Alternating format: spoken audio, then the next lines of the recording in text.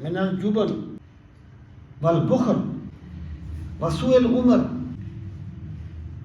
وفتنة الصدر وعذاب القبر. وعن عمر رضی اللہ تعالیٰ عنہ قال کان رسول اللہ صلی اللہ علیہ وسلم یتعوذ من خمس.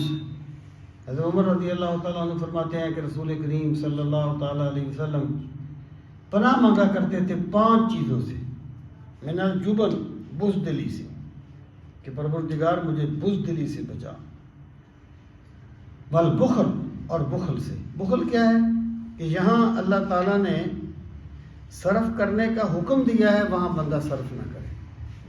یعنی اگر ایک بندہ جو ہے وہ ناجائز کاموں میں بے تحاشا دولت لٹا دے تو وہ سخی نہیں ہے، وہ فضول خرچ ہے. اچھے کاموں میں خرچ کرنا یہ سخاوت ہے. تو بخل کیا ہے کہ جہاں اللہ نے حکم دیا ہے وہاں بندہ صرف نہ کرے.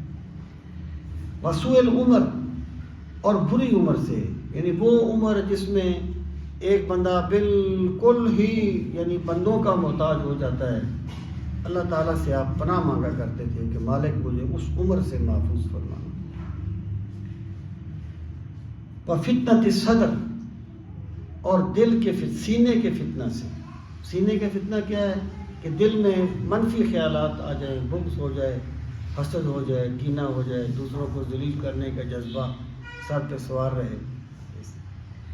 وعذاب القبر اور پروردگار میں عذاب قبر سے پناہ مانگتا ہوں. تو سرکار ان چیزوں سے پناہ مانگا کرتے ہیں.